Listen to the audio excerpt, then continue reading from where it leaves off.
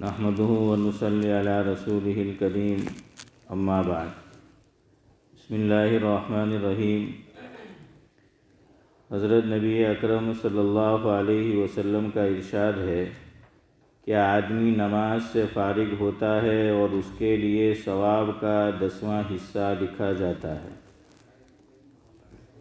اسی طرح بعض کے لیے 9واں حصہ، بعض کے لیے 8واں، 7واں، 6واں، 5واں، چوتھائی، تہائی، آدھا حصہ لکھا جاتا ہے۔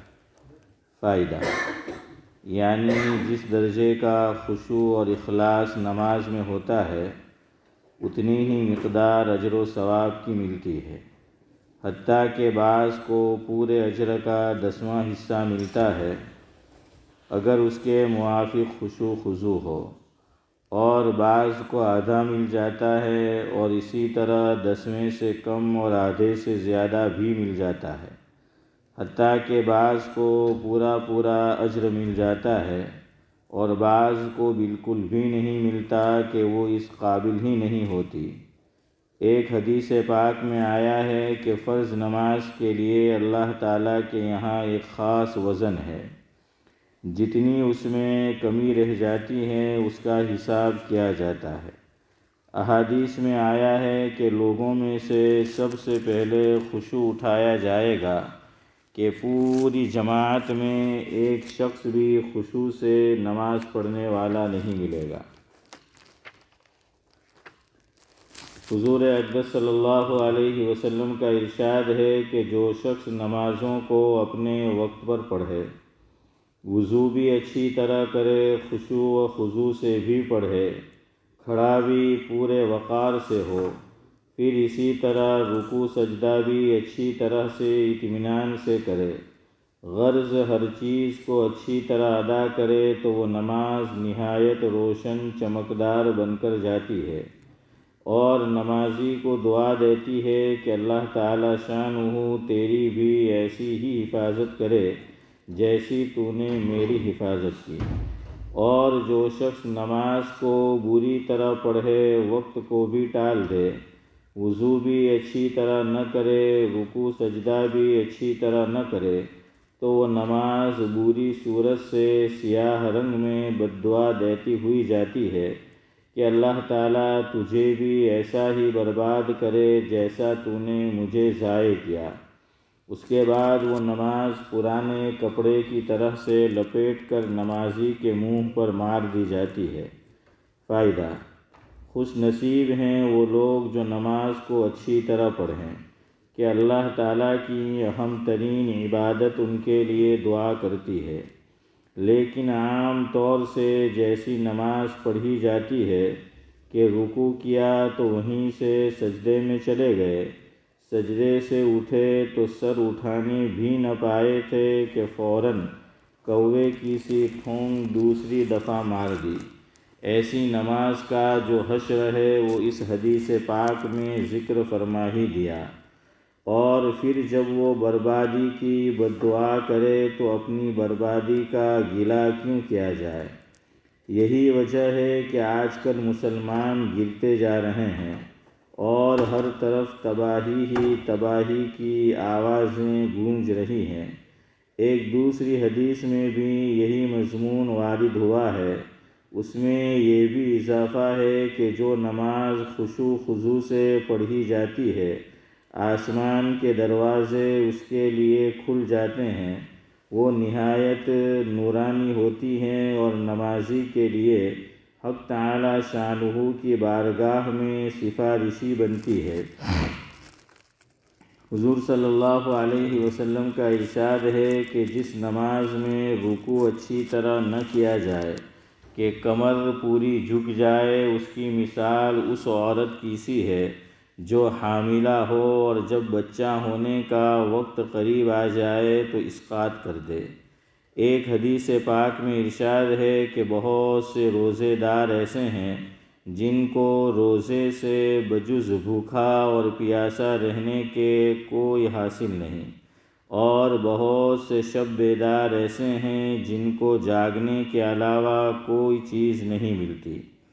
حضرت عائشہ رضی اللہ عنہا فرماتی ہیں کہ میں نے حضور اکرم صلی اللہ علیہ وسلم سے سنا کہ جو قیامت کے دن 5 نمازیں ایسی لے کر حاضر ہو کہ ان کے اوقات کی بھی حفاظت کرتا رہا ہو اور وضو کا بھی اہتمام کرتا رہا ہو اور ان نمازوں کو خشوع خضوع سے پڑھتا رہا ہو، تو حق تعالی شانہ نے عہد فرما لیا ہے کہ اس کو عذاب نہیں کیا جائے گا، اور جو ایسی نمازیں نہ لے کر حاضر ہو اس کے لیے کوئی وعدہ نہیں ہے، چاہے اپنی رحمت سے معاف فرما دیں چاہے عذاب دیں۔ ایک اور حدیث پاک میں ہے کہ ایک مرتبہ حضور اکرم صلی اللہ علیہ وسلم صحابہ کے پاس تشریف لائے اور ارشاد فرمایا کہ تمہیں معلوم بھی ہے اللہ جل شانہ نے کیا فرما دیا؟ صحابہ نے عرض کیا کہ اللہ اور اس کے رسول صلی اللہ علیہ وسلم ہی جانتے ہیں۔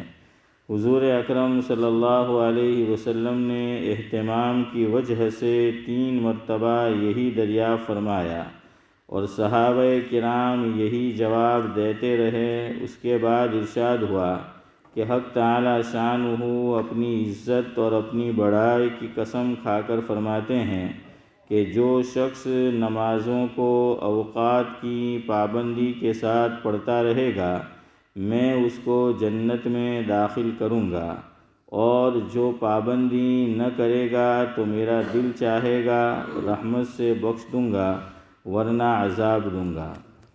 نبی اکرم صلی اللہ علیہ وسلم کا ارشاد ہے کہ قیامت میں آدمی کے اعمال میں سب سے پہلے فرض نماز کا حساب کیا جائے گا۔ اگر نماز اچھی نکل آئی تو وہ شخص کامیاب ہوگا اور بامراد، اور اگر نماز بیکار ثابت ہوئی تو وہ نامراد خسارے میں ہوگا، اور اگر کچھ نماز میں کمی پائی گئی تو ارشاد خداوندی ہوگا کہ دیکھو اس بندے کے پاس کچھ نفلیں بھی ہیں جن سے فرضوں کو پورا کر دیا جائے۔ اگر نکل آئیں تو ان سے فرضوں کی تکمیل کر دی جائے گی، اس کے بعد پھر اسی طرح باقی اعمال روزہ زکوٰۃ وغیرہ کا حساب ہوگا۔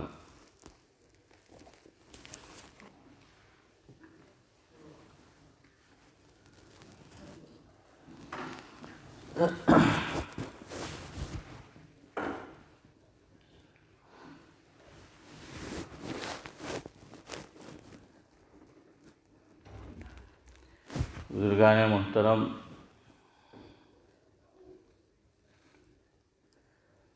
آج تو حسن بھائی بھی ہے۔ ہاں، طلوع ہوا ایک عرصے کے بعد عید کا چاند ہے۔ طلوع ہوا ایک عرصے کے بعد عید کا چاند ہے، مجلس میں لگا دیے جس نے 4 چاند ہے۔ ہاں، یہ حسن بھائی کی نظر ہے، فاروق بھائی۔ تو گفتگو یہ چل رہی تھی، کل بات مکمل نہیں ہو پائی تھی کہ حضرت مولانا مفتی سعید احمد صاحب پالنپوری نور اللہ مرقدہ سے میں نے یہ سوال کیا تھا کہ قرآن کریم کے اندر جو ایک سورت ہے جس کا نام ہے سورہ رحمان، تو اس میں آپ جانتے ہیں کہ شروع میں تو کچھ آیات ایسی ہیں کہ جس میں فَبِأَيِّ آلَاءِ رَبِّكُمَا تُكَذِّبَانِ نہیں آیا ہے، لیکن پھر ایک آیت آتی ہے خَلَقَ الْإِنسَانَ مِنْ صَلْصَالٍ كَالْفَخَّارِ وَخَلَقَ الْجَانَّ مِنْ مَارِجٍ مِنْ نَارٍ فَبِأَيِّ آلَاءِ رَبِّكُمَا تُكَذِّبَانِ۔ تو یہاں سے پھر ہر آیت کے بعد یا 2 آیت کے بعد اخیر تک آپ دیکھیں گے کہ فَبِأَيِّ آلَاءِ رَبِّكُمَا تُكَذِّبَانِ ہے۔ انڈیا کے اندر پہلے گھروں میں نعت بھی سنی جاتی تھی، بیانات بھی، اور حسن بھائی جیسے قوالی بھی سنتے تھے۔ تو اسی میں ایک چیز سنی جاتی تھی، آپ نے بھی سنی ہوگی، میرے گھر میں بھی سنتے تھے، کہ سورہ رحمان ترجمے کے ساتھ، ہے نا، کہ سورہ رحمان قاری عبدالباسط جو مشہور قاری گزرے ہیں، اللہ تبارک و تعالی مرحوم کو غریق رحمت کرے۔ دیکھیے قرآن کریم کیسی کتاب ہے۔ پیر ذوالفقار احمد صاحب نقشبندی دامت برکاتہم العالیہ پاکستان سے ہیں، جنگ ایک علاقہ ہے، وہاں سے ہماری مسجد میں بھی تشریف لائے ہیں۔ مفتی عبد الرحمن منگیرا جو ہیں ان کے شیخ ہوتے ہیں، وہ ان سے بیعت ہے۔ تو انہوں نے ان کے بیانات میں ایک جگہ موجود ہے کہ قاری عبدالباسط نور اللہ مرقدہ سے کسی نے سوال کیا کہ حضرت آپ نے ماشاءاللہ قرآن کی نسبت پر ایک عالم اور ایک دنیا کا سفر کیا ہے، تو کوئی ایسا واقعہ آپ بیان کرے، کوئی قصہ کہ جو آپ کے لیے یادگار ہو۔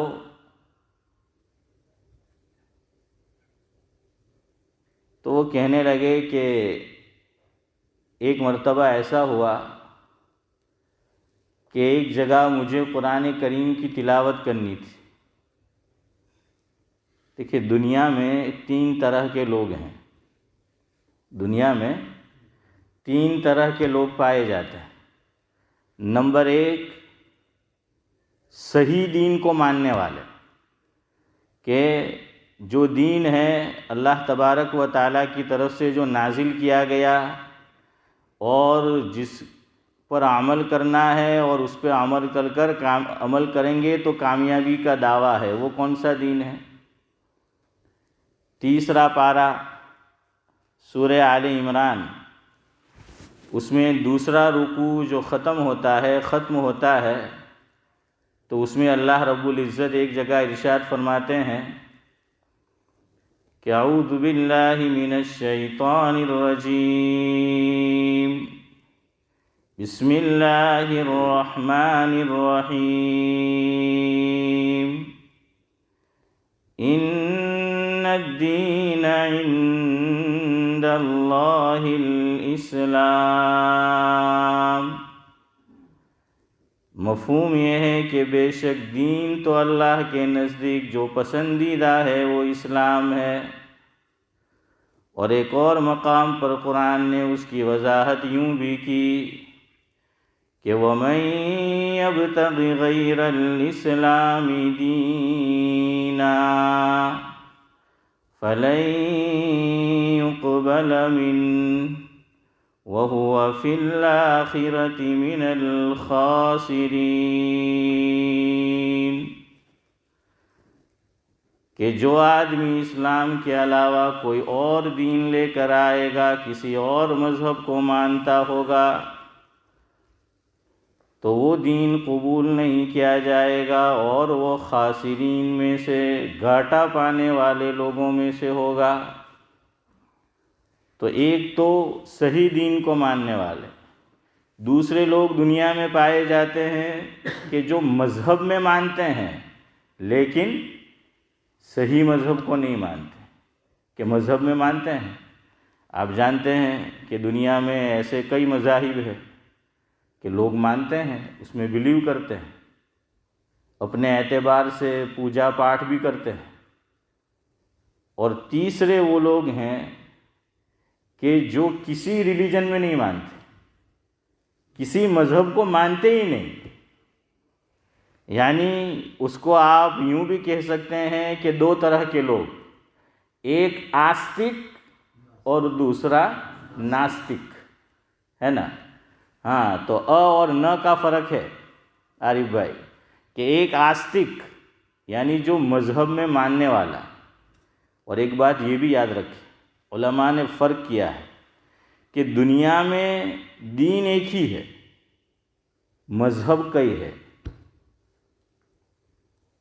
اس لیے یوں نہ بولا کرو اسلام کے علاوہ کہ فلاں آدمی فلاں دین سے تعلق رکھتا ہے، نہیں، ہاں یوں کہہ سکتے ہیں کہ فلاں آدمی فلاں مذہب سے تعلق رکھتا ہے، کہ بھائی ہندو مذہب سے ہیں، سکھ مذہب سے ہیں، بدھسٹ مذہب سے ہیں، یا جو بھی اور ہے، تو اس کو مذہب کہہ سکتے ہیں لیکن دین نہیں کہہ سکتے۔ اچھا یہاں ایک بات اور سنو، کام کی ہے صدیق بھائی۔ فاروق بھائی دیسائی، اللہ تبارک و تعالیٰ ان کا سایہ عافیت کے ساتھ تادیر قائم رکھے، ان کو اللہ تبارک و تعالیٰ ایسی صحت اور شفا دے دے کہ واپس وہ ہماری مسجد آتے ہو جائے، یا کم از کم جہاں بھی سہولت ہو جس مسجد میں جانا وہاں جاتے ہو جائے۔ وہ مس بھی کرتے ہیں، فون پہ ان سے بات ہوتی ہے تو کہتے ہیں کہ بھائی آنا چاہتا ہوں، لیکن وہ بیماری کی وجہ سے، یا یوں کہہ لیجئے کہ کم سکتی ہے، کمزوری ہے۔ تو فاروق بھائی کے حافظ امتیاز سوالات بھی عجیب ہوتے تھے، ہاں ان کے سوالات کا بھی کیا کہنا۔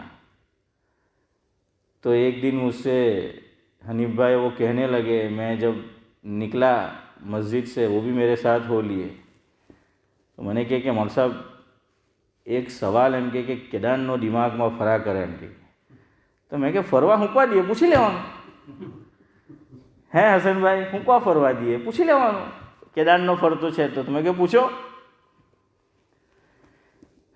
તો કહેવા લાગ્યા મને કે મળ સાહેબ યાર મારા પ્રમાણે આવું બોલવું નહીં જોઈએ એમ કે મેં કે કેવું તે કે અમુક લોકો બોલે કે ઇમામ અબુ હનીફાનો આ મઝહબ છે, ઇમામ શાફીનો આ મઝહબ છે, ہیں چودھری صاحب امام مالک کا یہ مذہب ہے، امام محمد بن حنبل کا یہ مذہب ہے، 4 امام ہے نا ائمہ اربعہ، تو بولتے ہیں کہ بھائی امام شافعی کا مذہب یہ ہے، امام ابو حنیفہ کا مذہب یہ ہے۔ تو مجھے کہنے لگے کہ یہ مذہب نہیں بولنا چاہیے، کہ مذہب تو دین ہے، اور دین تو حضور لے کر آئے ہیں صلی اللہ علیہ وسلم، وہ دین ہے۔ نہیں انہوں نے دین نہیں کہا، وہ مذہب ہے کہ حضور جو لے کر آئے وہ مذہب ہے۔ تو بھائی امام ابو حنیفہ کا مذہب بولنا، امام شافعی کا مذہب بولنا، یہ تو جو ہے وہ درست معلوم نہیں ہوتا۔ تو میں نے فاروق بھائی سے ایک بات تو یہی کہی جو ابھی آپ کو سنائی، میں نے کہا فاروق بھائی پہلے تو آپ ایک بات یہ سنیں کہ مذہب اور دین الگ ہے، کہ ہمارا جو نبی کریم صلی اللہ علیہ وسلم اللہ تبارک و تعالیٰ کی طرف سے مبعوث کیے گئے، بھیجے گئے کہ بلائے اللہ تعالیٰ کی طرف، اس کا نام دین ہے، مذہب نہیں ہے اس کا نام۔ ہاں بول دیتے ہیں ہم لوگ، ہم میں سے کچھ لوگ یہ بول دیتے ہیں کہ بھائی حضور صلی اللہ علیہ وسلم جو دین لے کر آئے ہیں اس کا تذکرہ ہو تو وہاں بھی وہ لفظ مذہب لگاتے ہیں لگانے والے۔ تو میں نے کہا فاروق بھائی ایک تو مذہب وہ بولنا وہ صحیح نہیں ہے، اور فرق علماء نے یہ کیا ہے کہ مذہب اور دین میں کیا فرق ہے۔ دین اسے کہتے ہیں کہ جس میں پیدائش سے لے کر موت تک، اور انسان کے سر کے بال سے لے کر پاؤں کے ناخن تک، صبح سے لے کر شام تک اور شام سے لے کر صبح تک 24/7 زندگی کیسے گزارنی ہے اس کو تفصیل سے بیان کیا گیا ہو، اس کا نام دین ہے۔ یہ میری بات نہیں ہے، علماء نے لکھا ہے، یہ میری بات نہیں ہے کہ اس کا نام جو ہے وہ دین ہے۔ اور میں تو اس سے آگے کہوں گا کہ پیدائش سے لے کر نہیں صدیق بھائی، بلکہ پیدائش سے پہلے ہمیں شریعت تو تعلیم دیتی، ہاں نکاح کرنا ہے اسی وقت سے تعلیم دی۔ کیا فرمایا؟ مشہور حدیث ہے کہ بھئی عورت سے نکاح 4 وجہوں سے کیا جاتا ہے، یا تو مال کی وجہ سے، یا حسن و جمال کی وجہ سے، یا خاندان کی وجہ سے، یا دین کی وجہ سے۔ اور حضور نے کیا فرمایا؟ مفہوم یہ ہے کہ جس نے نکاح کے اندر دین کو پیش نظر رکھا تو وہ کامیاب ہے۔ اب اس کا مطلب یہ نہیں ہے کہ آدمی خوبصورتی نہ دیکھے اور حسب نسب نہ دیکھے، نہیں، یہ مراد نہیں ہے۔ لیکن جب دو چیز ہو، صورت اور سیرت، تو اس میں کیا دیکھی جائے گی؟ ہاں، ایک ہے صورت، ہیں حنیف بھائی جہاں کے آپ ہیں کہ صورت، اور دوسری ہے سیرت۔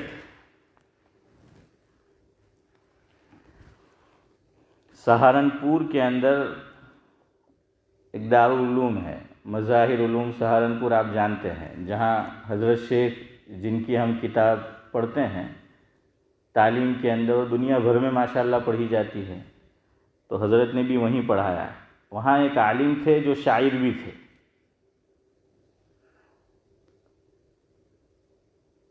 حضرت مولانا اسعد اللہ صاحب رامپوری رحمۃ اللہ علیہ۔ حضرت مولانا اسعد اللہ صاحب رامپوری رحمۃ اللہ علیہ، ان کا ایک شعر مجھے بہت پسند ہے، جو فاروق بھائی کی نظر ہے۔ اے فاروق بھائی سنیں، مجھے بہت پسند ہے، آپ کو بھی لطف آئے گا، بڑی اچھی بات کہی ہے مولانا نے، کہ رشک کرتا ہے فلک، رشک کرتا ہے فلک، ایسی زمین پہ اسعد۔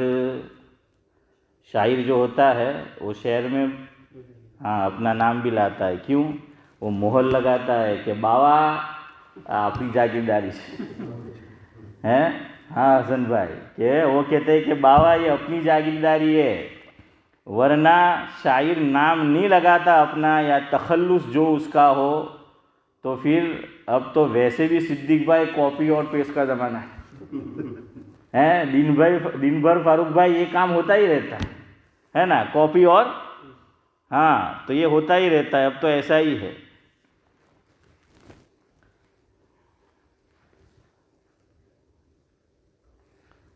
فاروق بھائی، میں نے لکھا تھا گجراتی کے اندر کچھ عرصے پہلے کہ یوکینی زندگی ایم تو فائن છે، યુકેની જિંદગી એમ તો ફાઇન છે، બીક ત્યારે લાગે જ્યારે છોકરો કરે ડાયલ 999 છે۔ تو تو اس طریقے سے کچھ باتیں لکھی تھی، تو فاروق بھائی ان کو جانتے ہیں، وہ سینٹر میں بھی کچھ عرصہ پہلا آئے تھے، لیسٹر میں۔ ہمارے گاؤں کے شاعر ہے بیدال لاجپوری، جانتے ہو نا؟ ہاں، فاروق وہ تشریف بھی لائے تھے سینٹر میں۔ ان کا نام ہے عبدالحی گارڈا، اللہ تعالیٰ مرحوم اللہ تعالیٰ جو ہے ان کا سایہ تادر قائم رکھے، دیندار آدمی ہے ماشاءاللہ۔ تو انہوں نے میرے اوپر میرے اشعار بھیجے واٹس ایپ سے، وہ میں نے لکھ کے، وہ کیا ہے، وائرل ہو گئے۔ تو مجھے کہنے لگے کہ نیچے دیکھ کہ یہ تو اشعار تیرے ہیں، ان کو پتہ تھا کہ میں نے لکھے۔ تو میں نے اپنا سرنیم تو میرا مارویہ ہے، لیکن ہم گاؤں میں مشہور ماسٹر سے ہے، چونکہ میرے بڑے ابا وہ ٹیچر تھے اسکول میں، سرکاری اسکول میں۔ تو وہ ماسٹر لاجپوری میں نے لکھا تھا، تو انہوں نے بھیجا کہ بھائی یہ میرے اوپر نیوزی لینڈ سے آیا ہے، ان کے اوپر۔ اچھا، نیچے وہ بالکل ہو بہو فاروق بھائی جو میں نے لکھا تھا وہی، نیچے اس نے لکھ دیا ماسٹر بلیسوری۔ تو ہاں مرزا صاحب، میں نے لکھا تھا کہ ماسٹر لاجپوری لندن، تو اس نے لکھ دیا ماسٹر بلیسوری۔ تو مجھے کہنے لگے کہ دیکھو یہ چوری کر رہا ہے، کہ یہ نیچے جو ہے تم نے لکھا۔ پھر وہ اپنا قصہ سنایا۔ મને કહેવા લાગ્યા ફારૂક ભાઈ કે મારી એક કવિતા એ બહુ વાયરલ થયેલી જ્યારે જમીનના ભાવ વધ્યા આપણા ગામની તો وہ بہت اچھی ہے، میں نے کسی موقع پر آپ کو سنائی بھی تھی کہ જમીનના જ્યારથી ભાવ વધવા લાગ્યા છે એમ કરીને، تو بہرحال وہ بہت اچھی انہوں نے لکھی ہے۔ تو وہ کہنے لگے کہ یہ میرا کلام ہے، میں نے لکھا تھا۔ تو ایک گاؤں کا نام لیا، میں نام نہیں لیتا اس کا چونکہ وہ قصہ میرا نہیں ہے، اس لیے میں نہیں لیتا، انہوں نے لیا اور مجھے یاد بھی ہے. تو مجھے کہنے لگے کہ اللہ کے بندے نے اپنے نام سے صرف واٹس ایپ پر نہیں، اخبار میں بھی چھپوایا اپنے نام سے، اور وہ سارا لکھا ہوا ان کا. تو کہنے لگے کہ میرا بیٹا کہنے لگا کہ ابا બાજી હવે તો આપણે કંઈક કરવું પડે કે જેનાથી આપણો સિક્કો લાગે કે ભાઈ કોઈ એના પર પોતાનો કબજો નહીં જમાવે. તો ફારૂકભાઈ આજે લોકો જમીન જ હડપ નહીં કરે, શાયરી હડપ કરે. હવે તમે વિચાર કરો, શાયરી હડપ થાય તો પછી જમીનમાં તો પૂછવાનું જ હું. تو خیر بہرحال وہ انہوں نے لکھا. دوسرا آپ کو سناؤں. مرحوم ہو گئے، اللہ مرحوم کو غریق رحمت کرے. انہوں نے تو اجازت بھی لی تھی، آپ کے حافظ عارف جن کا بھی انتقال ہوا، اللہ مرحوم کو غریق رحمت کرے. تو میں نے گجراتی ہی کے اندر لکھا تھا، میری پیدائش کفلتا کی ہے، وہ میرا ننیال ہے. پہلی جو سواوٹ جس کو بولتے ہیں صدیق بھائی، تو આપણે તો کہاں کرے، نانندہ જ کرے نا، موہارما ہے نا، تو وہ ہے. اور لاجپور آبائی گاؤں ہے. تو میں نے اس پہ کچھ لکھا تھا، تو ان کا میرے اوپر فون آیا اور حافظ عارف کا، اور کہنے لگے کہ તારું ને મારું જરાક થોડુંક મળતું આવે એમ કે મેં કે હું તે કે મારી મમ્મી બારડોલીના ને મારા પપ્પા આસણાના. બારડોલી કે છે ઉનકે વાલીદા. હા. તો મને કે જો મેં તમારી ઇજાઝત લેમ એમ કે, પણ એક વાત, આ વાત તમે કોઈને કહેતા ન એમ કે જીવતા જીવત મારા. મેં کہ ہاں بالکل کوئی نہیں. تو کہتو کھرو بھائی. تو پہلے اس نے پرومس لیا انہوں نے کہ کوئی نے کہتو نہ کہ میں کہ ہوں. تو کہ واٹس ایپ کھولا. تو میں نے واٹس ایپ کھولا، تو اس میں جو میں نے لکھا تھا تو وہاں اس نے کفلتا کی جگہ بارڈولی کر دیا اور لاجپور کی جگہ آسنا کر دیا. ابھی بھی ہے میرے پاس وہ ان کا بھیجا ہوا. اور مجھے کہنے لگا آگے، اور بہت ہنسے. મને કહે કે આ મેં મોકલાવીને તો અમારા આસણાના ગ્રુપમાં એટલી વાયરલ थे. साउथ अफ्रीका से 2-1 के नाम सुनाए, यहाँ जो पहले लंदन में वो अमीन रहता था उसके नाम सुनाया. મને કે બધાનો મારા ઉપર એમ કે મેસેજ આવ્યો કે આરીફ તું હું શાયરી લખેલી છે એમ કે. તો મને કે મેં કેવું જ નહીં, મેં હા કેવું, મેં ના નહીં, ના કીધું કે જૂઠું भी नहीं था हैं, लेकिन नाम उसने नीचे अपना लिख दिया था हैं, मेरे नाम की जगह. हाँ, फिर वो उसने अपना नाम जो है वो लिख दिया था. तो મને કે જો મર સાહેબ, કોઈ મોમિનનું દિલ ખુશ થતું હોય કોઈ અમલથી તો નારાજ નહીં કરવું જોઈએ. उसके तो बात करने का तरीका बहुत अच्छा था, है ना. हाँ, बात में तो कोई नहीं गांठ, है ना. मरहूम बात करने में तो हाँ कोई नहीं पहुंच सकता. તો મને કે એક મોમિનનું દિલ ખુશ કરવું બી એમ કે એ છે ને જૂઠું બી નહીં થાય. મેં તો હા બી નહીં કહ્યું, એ લોકો બોલતા થયા. મને કે એટલા મુબારકબાદીના ફોન આવતા છે કે પૂછોનો એમ કે ને એમ કે જરાક વારમાં લખાઈ ગયું ફોરવર્ડ મેની ટાઈમ્સ. तो खैर बहरहाल अल्लाह मरहूम को गरीक रहमत करे.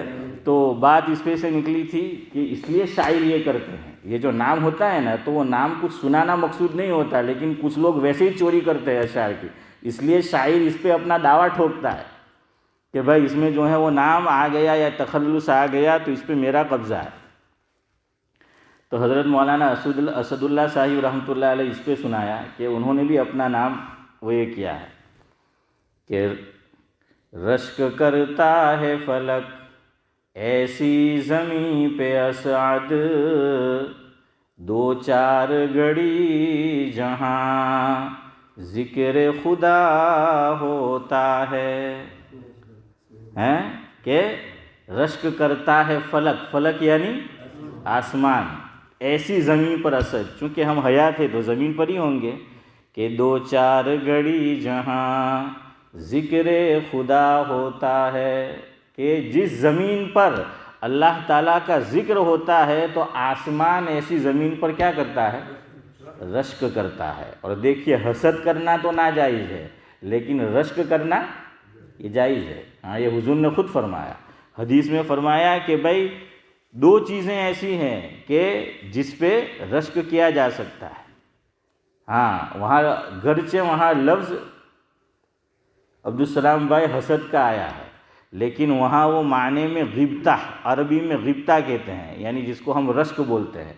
तो गिब्ता, तो रश्क में क्या होता है कि आदमी अल्लाह ताला से यूँ चाहता है कि तूने सिद्दीक भाई को एक दौलत दी है तो वो उनके पास भी मौजूद रहे और मुझे भी मिल जाए. اس کو رشک کہتے ہیں. اور حسد اسے کہتے ہیں کہ ભાઈ આરીફ ભાઈને જે છે તે જે દોલત મળી છે તો પછી મને કેમ નહીં મળી, તે કે એને નહીં મળવું જોઈએ, મને મળે કે નહીં મળે કંઈ નહીં, મને મળે કે નહીં મળે વાંધો નહીં, પણ એના પાસે નહીં રહેવું છે તો રહેવું નહીં જોઈએ, છે તો બી રહેવું નહીં જોઈએ, તો उसको हसद बोलते हैं.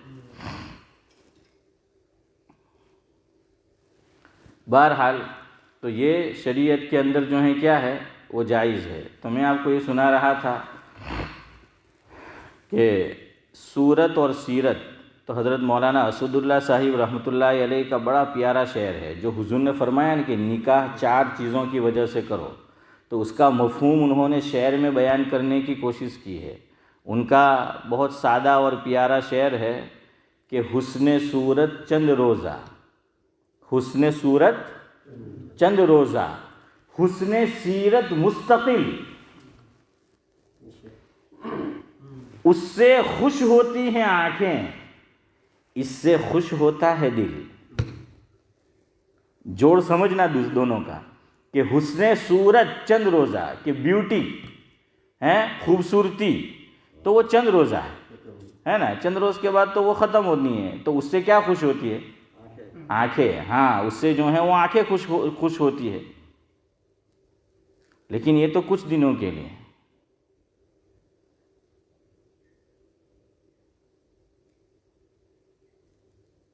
وہ حضرت مولانا حکیم محمد اختر صاحب رحمۃ اللہ علیہ اگر یاد آئے تو آپ کو سناؤں، بہت اچھی بات انہوں نے لکھی ہے.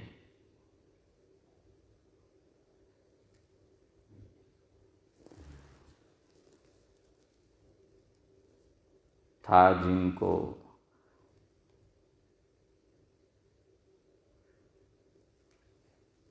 خیر. بہرحال دوسرا مصرع ہے کہ ہے لقب آج نانا نانی کا، کہ پہلے میں جوانی ہے کہ بھئی جن کو جوانی پہ کیا تھا، بڑا گھمنڈ تھا، لیکن کچھ عرصے کے بعد کیا ہو گیا، لقب نانا نانی کا. تو بہرحال وہ یہی ہوتا ہے صورت کے اندر تو، کہ نانا نانی ہو جاتے تو کتنا بھی خوبصورت ہو چہرے پہ کیا آ جاتی ہے، کرچلی ہے نا، ہاں وہ آ جاتی ہے. صورت تو جو ہے وہ ڈھل جاتی ہے، لیکن سیرت ڈھلتی نہیں ہے، وہ تا حیات سیرت جو ہے وہ باقی رہتی ہے. تو حضرت مولانا مرحوم فرماتے تھے کہ صورت جو ہے اس سے تو آنکھیں خوش ہوتی ہے، لیکن یہ چند روزہ ہے، اور سیرت ایسی چیز ہے کہ جس سے دل خوش ہوتا ہے، اور وہ کیسی ہے، مستقل ہے.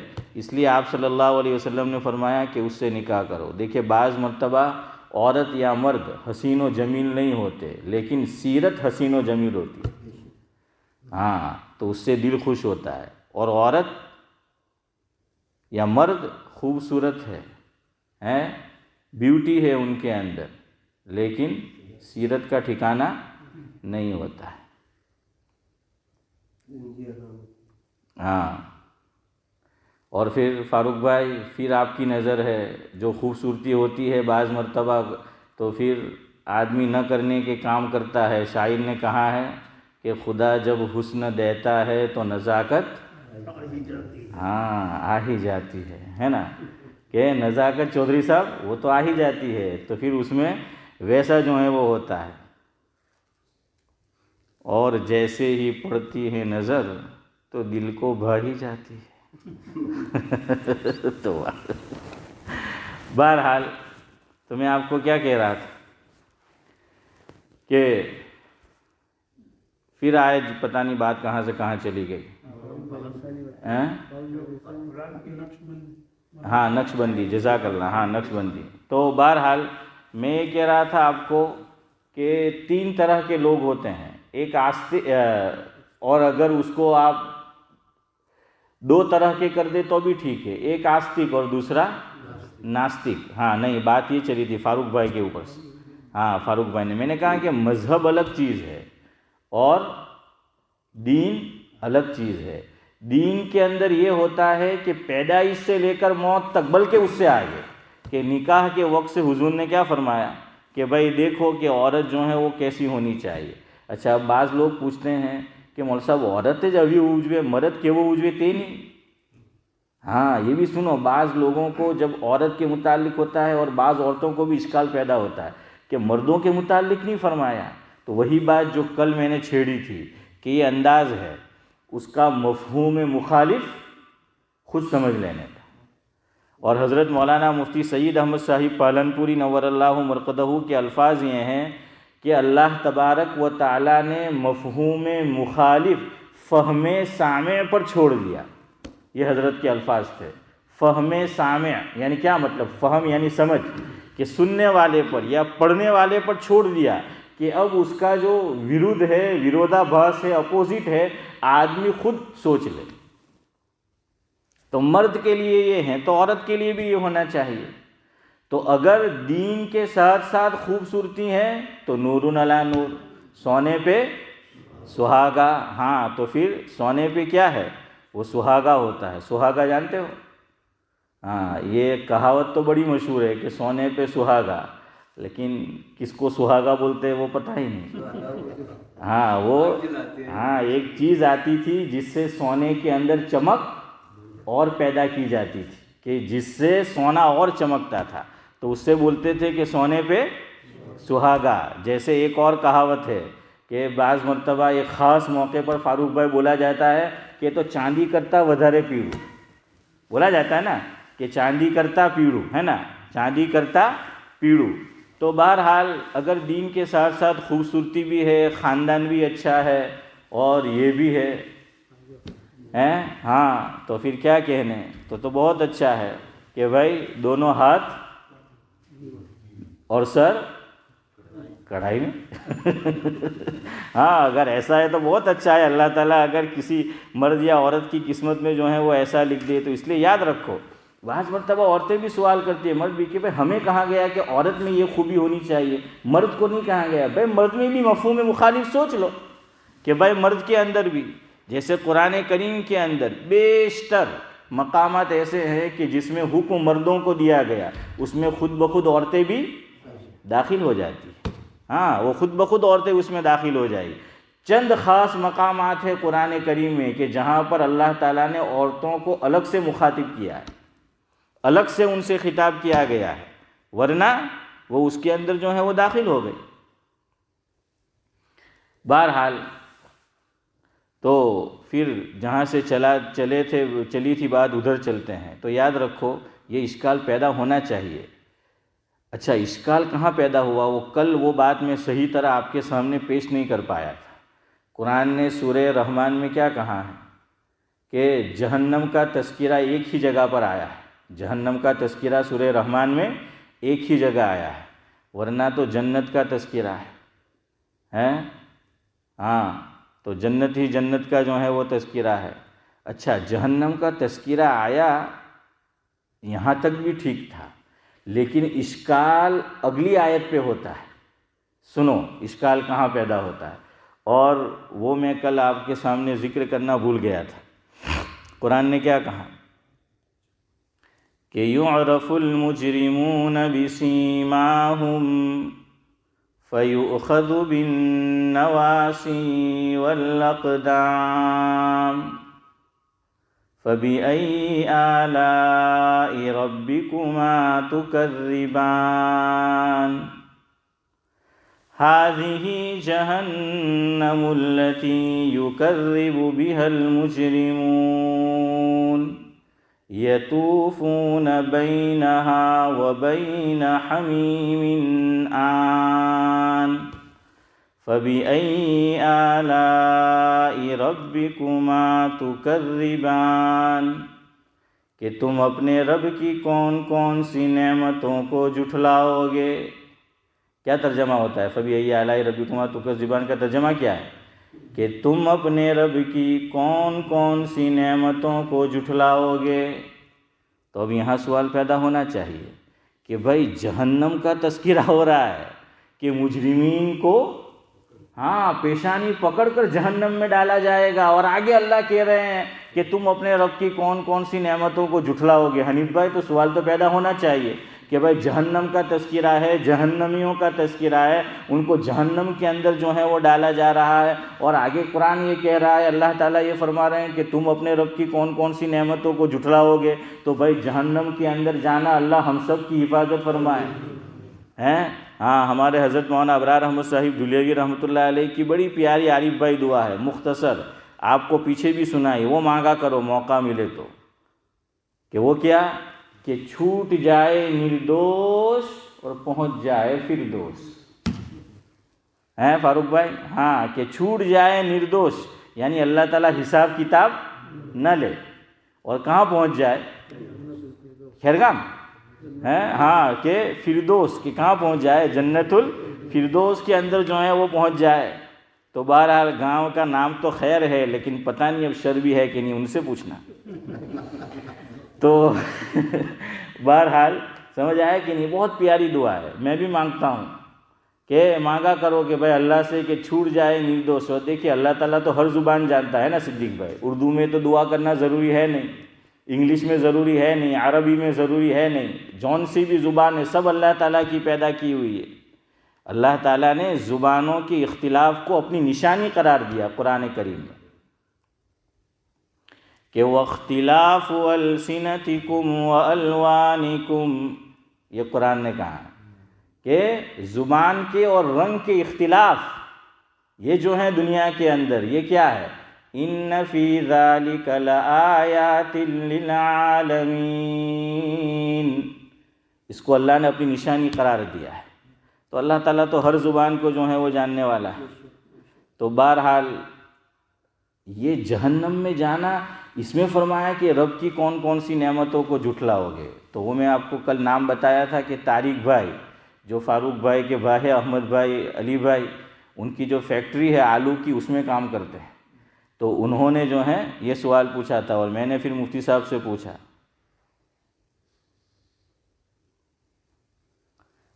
تو حضرت نے فرمایا کہ بھائی سوال تمہیں جو پیدا ہوا تو اس کا جواب یہ ہے کہ یہ بھی اللہ تعالیٰ کی جو نعمت ہے کہ کون کون سی نعمتوں کو جھٹلاؤ گے، تو یہاں پر مفہوم مخالف یہ اللہ تعالیٰ نے فہم سامع پر چھوڑ دیا کہ ہم تم خود بخود کیا کر لو، سوچ لو۔ تو جہنم کے مقابلے میں کیا ہے؟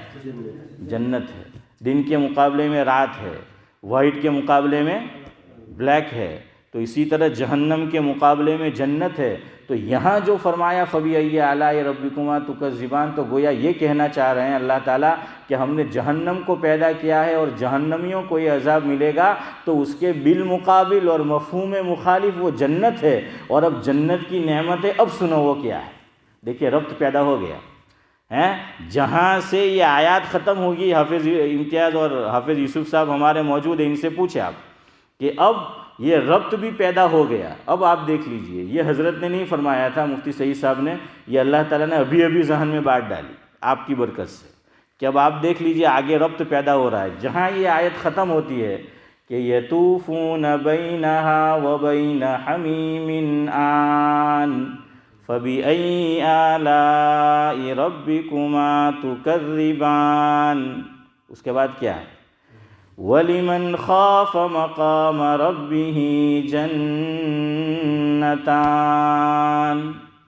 فَبِأَيِّ آلَاءِ رَبِّكُمَا تُكَذِّبَانِ، ہو گیا ہے نا رب پیدا۔ ہاں، تو اب آگے جو ہے وہ آ گیا ہے کہ یہ رب کی کون کون سی نعمتوں کو جھٹلاؤ گے، کہ اب دیکھو جنت میں تمہیں کیا کچھ ملنے والا ہے۔ ہمیں تو حور سے زیادہ کچھ پتہ ہی نہیں کیا ملنے والا ہے صدیق بھائی، بدھا نے خالی حورت یاد کے بھائی جنت میں آپ نے حور مل ہے۔ بیوی کے سامنے مت ذکر کرنا بار بار حور، ورنہ کر دے گی آپ کے سر کا فطور چکنا چور، ہیں فاروق بھائی؟ تو ویسی جو ہے وہ بات ہوگی۔ بہرحال تو یہ اہم بات ہے، یاد رکھو، مفہوم مخالف یہ یاد رکھا کرو کہ اللہ نے کوئی بات ایک ہی ذکر کی ہے، یہاں سوال پیدا ہو تو مفہوم مخالف کو کیا کرو، وہ سوچ لو۔ ہاں، وہ فاروق بھائی کے سوال کی طرف آتے ہیں اور پھر گفتگو ختم کرتے ہیں انشاءاللہ۔ کل مجلس نہیں ہوگی، کل عشاء میں تو میں ہوں، لیکن کچھ خاص کام ہے انشاءاللہ پھر جمعرات کو۔ تو وہ میں شیخ عبدالباسط کا آپ کو سنا رہا تھا، تو وہ بات بھی ادھوری رہ گئی ہے۔ تو شیخ عبدالباسط سے پوچھا کہ کوئی ایسا واقعہ سنائیں، کوئی ایسا قصہ کہ جو ابھی تک آپ کو یاد ہو اور ایک عجیب چیز ہو۔ تو انہوں نے فرمایا کہ ایک کانفرنس تھی، اس میں ایمان والے بھی تھے اور دوسرے مذہب کو ماننے والے بھی تھے، یعنی مسلمان بھی تھے، دوسرے مذہب کو ماننے والے بھی تھے اور ناستک بھی تھے، کہ جو قرآن کریم میں اللہ تعالیٰ میں بلیو ہی نہیں کرتے تھے، مانتے ہی نہیں اللہ تعالیٰ کو۔ تو کہا کہ اس وقت یہ ہوا کہ کانفرنس جو تھی تو مجھے بھی بلایا گیا تھا، یعنی شیخ عبد الباسط کو، قاری عبد الباسط علیہ الرحمہ کو، اور جب کانفرنس شروع ہوئی تو ان سے کہا گیا، کیونکہ مسلمان بھی تھے اور یہ کانفرنس ایجپٹ میں ہوئی تھی، تو ان کو بھی بلایا گیا اور کہا کہ آپ قرآن کی تلاوت کریں۔ تو حضرت نے فرمایا کہ میں نے جب قرآن کی تلاوت شروع کی، ماشاءاللہ آپ جانتے ہیں ان کا پڑھنا، تو کہا کہ مومن تو رو ہی رہے تھے اور جو اور مذہب والے تھے وہ، لیکن جو ناستک تھے، جو اللہ تعالیٰ میں بلیو ہی نہیں کرتے تھے، جب اللہ میں نہیں تو قرآن میں چودھری صاحب کیسے بلیو کریں گے؟ تو کہا کہ ٹپ ٹپ ٹپ قرآن کریم سن کر ان کی آنکھوں سے بھی آنسو جاری تھے۔ یہ ہے قرآن کریم۔ اور 7واں پارہ جو شروع ہوتا ہے، اللہ تعالیٰ نے اس سے ملتی جلتی بات کہی ہے کہ وَإِذَا سَمِعُوا مَا أُنزِلَ إِلَى الرَّسُولِ تَرَىٰ أَعْيُنَهُمْ تَفِيضُ مِنَ الدَّمْعِ مِمَّا عَرَفُوا مِنَ الْحَقِّ يَقُولُونَ رَبَّنَا آمَنَّا فَاكْتُبْنَا مَعَ الشَّاهِدِينَ۔ تو یہ ہے یہ قرآن کریم کا معجزہ ہے کہ جو قرآن کو نہیں مانتا، لیکن اللہ تعالیٰ نے ایسی تاثیر رکھی ہے کہ ناستک بھی اس کو سن کر وہ رو رہے تھے۔ تو حضرت نے فرمایا کہ یہ میری زندگی کا یادگار واقعہ ہے کہ میں نے ان کی آنکھوں سے بھی ٹپ ٹپ آنسو جو ہیں وہ گرتے ہوئے دیکھے۔ یہاں ایک بات اور سنو درمیان میں رک کر، فراہ دارین ترکے سر، جانتے ہیں نا ترکے سر؟ ہاں، آپ کو سناتا رہتا ہوں۔ فاروق بھائی کو میں کبھی کہتا تھا میں کہ فاروق بھائی تمہیں تمہارا گام پر ابھیمان تو ہے نے، میں نے بھی مارا گام پر دریک نے ہوئی۔ اور میں کہ یار مولانا ابرار احمد صاحب جلیوی رحمۃ اللہ علیہ سے کوئی پوچھتا تھا کہ حضرت آپ کہاں تدریس کرتے ہیں؟ تو حضرت فرماتے تھے کہ ترکے سر بر وزن درد سر ہیں، سر کا درد جو ہے، میں نے کہا کہ حضرت یہ سنایا کرتے تھے۔ تو وہاں ایک بڑے قاری ہے، یہاں بھی تشریف لاتے رہتے، آپ نے نام بھی سنا ہوگا، بعضوں نے زیارت بھی، قاری صدیق احمد صاحب سانسرودی دامت برکاتہم العالیہ۔ تو حضرت نے یہ فرمایا ایک موقع پر، جس کا مفہوم یہ ہے کہ بھائی لوگ انڈیا کے اندر آپ جانتے ہیں کہ اذان پر پابندی کی کیا کر رہے ہیں، بات کر رہے ہیں نا، وقتاً فوقتاً۔ وہ درمیان میں تو فاروق بھائی سونو نگم ہیں، ہاں، اس نے بھی جو ہے وہ بولا تھا، تو پھر آپ جانتے ہیں کہ وہ کہاں پھنس گیا جا کے، پتہ ہے نا کورونا میں، ہاں، وہ دبئی میں جا کر یا کوئی مڈل ایسٹ کی کنٹری میں پھنس گیا تھا۔ تو لوگوں نے پھر ٹویٹ کیا اور وہ انسٹاگرام پر لکھا، ٹویٹر پر، کہ بھائی اب اذان کی آواز آتی تو کیا کرتا ہے، اب تو یہاں ہے، اب تو کیا کرے گا، اب تو یہاں آ گیا، یہاں تو کچھ ٹویٹ کر نہیں سکتا ہے۔ ہاں، تو وہاں اس کو پرابلم ہوتا تھا، اور بھی لوگوں کو ہوتا ہے کہ بھائی اذان بند کرو، اذان پہ پابندی زور سے مت دو۔ اور یو کے کا بھی داخلہ دیا جاتا ہے کہ وہاں پر بھی گھروں میں اذان آتی ہے، باہر زور سے اذان نہیں ہوتی۔ تو حضرت نے فرمایا کہ بھائی دیکھو، یہ لوگ اس لیے بھی یہ اعتراض کرتے ہیں، ایک وجہ یہ بھی ہے کہ ہمارے جو مؤذن ہیں، اذان دینے والے ہیں، وہ ایسی آواز ہوتی ہے اور اس طرح اذان دیتے ہیں کہ ہمارے کان سننا گوارا نہیں کرتا، تو غیر کیسے سننا گوارا کریں؟ یہ حضرت نے فرمایا، مفہوم یہ فرمایا کہ اذان دینے والا ایسا رکھو کہ ایسی آواز ہو پیاری، اس طرح سے اذان دیتا ہو کہ آدمی جس کو بولتے ہیں کہ 2 گھڑی سنتا رہے۔ حضرت بلال رضی اللہ تعالیٰ عنہ کا انتخاب بھی اسی لیے ہوا تھا، اور حضرت ابو محذورہ رضی اللہ تعالیٰ عنہ کا انتخاب بھی اس لیے ہوا تھا۔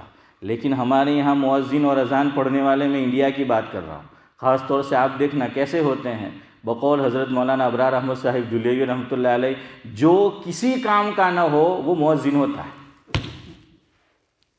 اور فرمایا کہ بستر دیکھو تو کھٹمل ہر طرف تشریف فرما ہوتے ہیں، اور کپڑے دیکھو تو جگہ جگہ جو ہیں وہ سوراخ ہوتے ہیں، وہ بیڑی پی پی کے، سگریٹ پی پی کے اور وہ ویمل اور اس کے جو ہے وہ داغ ہوتے ہیں۔ حضرت نے فرمایا کہ جو کسی کام کا نہیں اسے مؤذن بناتے۔ فرمایا کہ مسلمانوں میں اتنی بھی شرم نہیں رہ گئی کہ بھائی یہ تو اللہ کا منادی ہے، لوگوں کو بلاتا ہے، تو اچھی سے اچھی آواز والا وہ مؤذن ہونا چاہیے۔ معاملہ آ کر فاروق بھائی کہاں پھنستا ہے؟ یہیں متولی پیسہ دینا نہیں چاہتا، بھائی તારા બાવા નથોડી છે હે, આપણા બાપ દાદા માશાઅલ્લાહ એટલી બધી જે છે તે વકફ જમીનો કરી ગયેલા, જોયું? હવે આપણે હકદારને નહીં આપ્યું તો હમણે મોદી ગવર્મેન્ટ નવો કાનૂન લાવી છે, તમને ખબર હોય તો, વકફની જમીનના ઉપર કે જ્યારે ચાહે ત્યારે જપ્ત કરી શકે ને તેના પર કોલેજ ને જે કંઈ બીજું બનાવવું હોય તો બનાવી શકે। تو اسی لیے کہ بس پیسے خرچ نہیں کرنے، اور اس لیے مہذب لوگ، اچھے خاندان کے لوگ کوئی کام نہیں کریں گے لیکن مؤذن نہیں بنیں گے۔ کیوں؟ اتنا گھٹیا ہم نے اس کو بنا دیا ہے ہم لوگوں نے کہ جو کسی کام کا نہیں تو وہ جو ہے مؤذن ہوتا ہے۔ ارے بھائی اچھے سے اچھا جو ہے مؤذن رکھو، حافظ قرآن مؤذن رکھو، دو اللہ تعالیٰ نے گاؤں میں پیسہ دے رکھا ہے تو دو ایسی اذان کہ غیر بھی جو ہے وہ سن کر عش عش کرے اور ہمیں بھی سننے کا جی ہو۔ یہاں تو جو ہے گمے تیم راگڑا تاڑے لوگ ہیں، آپ جائے دیکھے اذان کیسی کیسی جو ہے وہ اذانیں ہوتی ہیں۔ تو یہ حضرت نے فرمایا کہ بھئی اچھی آواز والے مؤذن رکھو تو لوگ بھی کیا کریں۔ ہاں اسی لیے جب فاروق بھائی ہمارے یہاں ابھی کووڈ کے اندر، کووڈ میں ہی شاید یا وہ اذان اجازت ملی تھی رمضان شریف میں نا، ہاں تو سب مغرب میں تو سب لوگ سوچنے لگے کہ بھئی اذان کون دے، تو اسی کا انتخاب ہوا کہ جس کی آواز ذرا اچھی ہو، ہے نا، تاکہ لوگ اڑوس پڑوس میں سنیں۔ تو یہی بات ہے کہ بھئی آواز جو ہے آدمی کی وہ اچھی ہو، ایسے آدمی کو جو ہے وہ مؤذن بنانا چاہیے۔ بہرحال جلدی جلدی سن لے، وہ فاروق بھائی نے جو مذہب کہا وہ بات پھر ادھوری رہ جائے گی۔ تو دین تو اس کو کہتے ہیں، مذہب کس کو کہتے ہیں؟